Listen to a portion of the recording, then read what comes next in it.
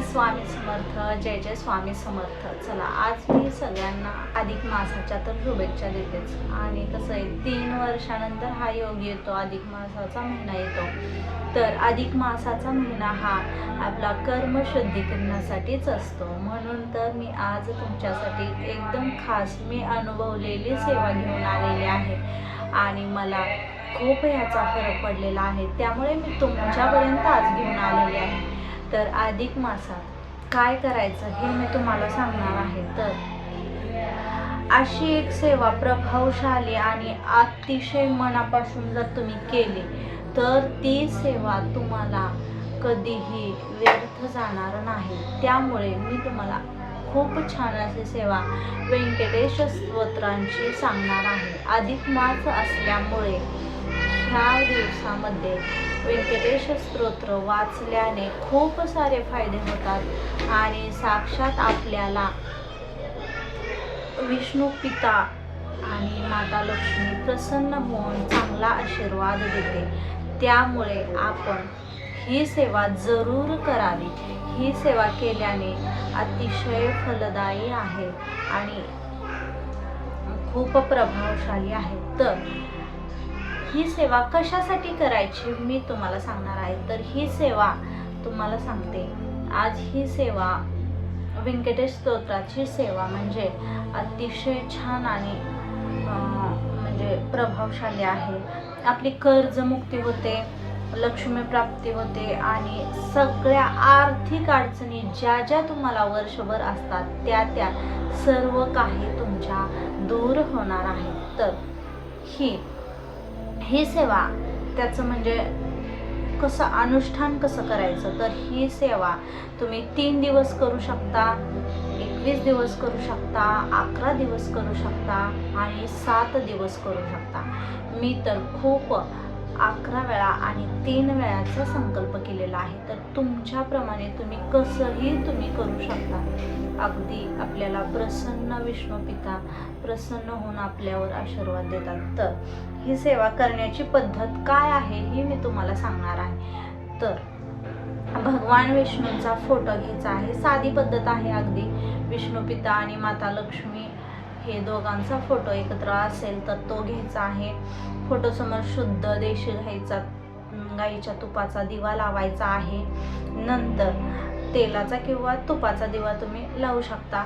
त्यावर पिवळा आसन ठेवायचा आहे. पिवळ्या आसनावर तो फोटो ठेवून दिवा लावायचा आहे तुपाचा. दुसरं काय, दररोज रात्री 12च्या सुमारास तुम्हाला 12ला 11:30ला सगळं आवरून बसायचं आहे आणि 12ला हे वाचन सुरू करायचं आहे. स्नान करायचे आहे, हे विसरायचं नाही. 12 वाजता तुम्हाला स्नान करून 11च्या आधीच हे सगळं करायचं आणि 11ला 10 मिनिटं किंवा 12 वाजता तुम्ही चालू केलं तरी चालतं. 12ला तुम्ही स्नान करून रात्री हे करायचं. आणि जरी शक्य नसेल तर रात्रीचं जर शक्यच नसेल, मी तर रात्रीचंच केलं, पण शक्य नसेल त्यांनी दिवसाही 12 वाजता केलं तरी चालेल. तसेच हे पठण एका ठिकाणी बसून पठण करायचं आहे. तसेच पठण करताना मन शांत ठेवायचं आहे. मन अगदी शांत ठेवायचं. म्हणून रात्रीची वेळ ही खूप शांततेची असते. त्यामुळे मी रात्रीचं वाचन करते आणि तुम्हीही करा असंच मी तुम्हाला सांगेन. त्याशिवाय तुम्हाला फलदायी होणार नाही. पण दिवसभर आपल्या खूप काही दिवसभर कामं असतात, त्यामुळे आपला थकलेला हे असतं, त्यामुळे तुम्ही शरीर थकलेलं असतं, त्यामुळे तुम्ही संध्याकाळचंच वाचन केलं तर अतिशय प्रभावशाली आहे. आणि मन शांत करायचं आहे तिसरी गोष्ट म्हणजे.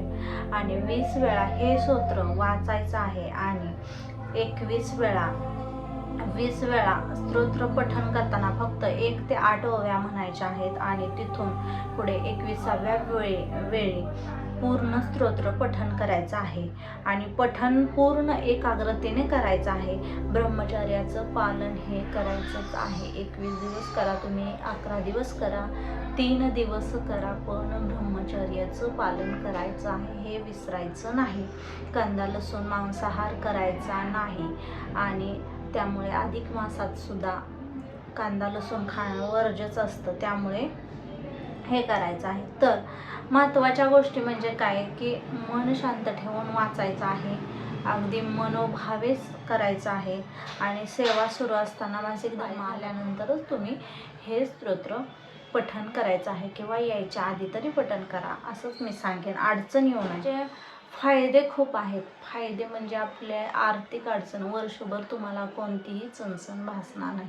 ह्या अधिक मासात तुम्ही 11 वेळा वाचा आणि दररोजही ह्या अधिक मासापासून सुरुवात करा दररोज वाचण्यास. श्री व्यंकटेश स्तोत्र अतिशय प्रभावशाली आहे आणि मीही हे स्तोत्र दररोज वाचते. संध्याकाळचं 7 वाजता तुम्ही दररोज वाचू शकता. सेवा झाल्यानंतर तुम्हाला भगवान विष्णूंना आणि माता लक्ष्मी पिवळा भात म्हणजे फोडणीचाही तुम्ही करू शकता, फक्त कांदा लसूण टाकायचा नाही. आणि पिवळा खिचडी करू शकता आणि किंवा शिऱ्याचा नैवेद्य दावू शकता. तसेच तुम्ही ब्राह्मणांना शिधा जरी दान केला तरी चालतो किंवा नाही केला तरी चालतो, काही हरकत नाही. अगदी साध्या आणि सोप्या पद्धतीने तुम्ही घरच्या घरी तुम्ही देवाला प्रसाद करू शकता. स्तोत्राची सेवा तुम्ही करू शकता. तर ही आहे सेवा अधिक मासातील, अतिशय प्रभावशाली आहे आणि तुम्ही ही सेवा नक्की करा आणि मला नक्कीच अनुभव कळवा. तर श्री स्वामी समर्थ. आणि माझे चॅनलला लाईक शेअर सबस्क्राईब नक्कीच करा आणि आवडत असतील तर व्हिडिओ शेअर करायला अजिबात विसरू नका. श्री स्वामी समर्थ. चला आता भेटूया पुढच्या व्हिडिओमध्ये. अशीच सेवा नक्की घेऊन येईल तुमच्यापर्यंत फलदायी. आणि मी जी केलेली आहे, मी जी स्वतः अनुभवलेली आहे तीच मी तुम्हाला सेवा सांगत आहे. बरेच दिवस मी व्हिडिओ टाकलेला नाही, पण मला आज टाकावासा वाटला म्हणून मी तुम्हाला हा व्हिडिओ टाकला. ज्यावेळेसच मला अनुभव येतात त्यावेळेसच मी व्हिडिओ टाकते. असं दुसऱ्यासारखं मी करत नाही की अनुभव नाही आला आणि मग उगाच टाकायचं, असं नाही.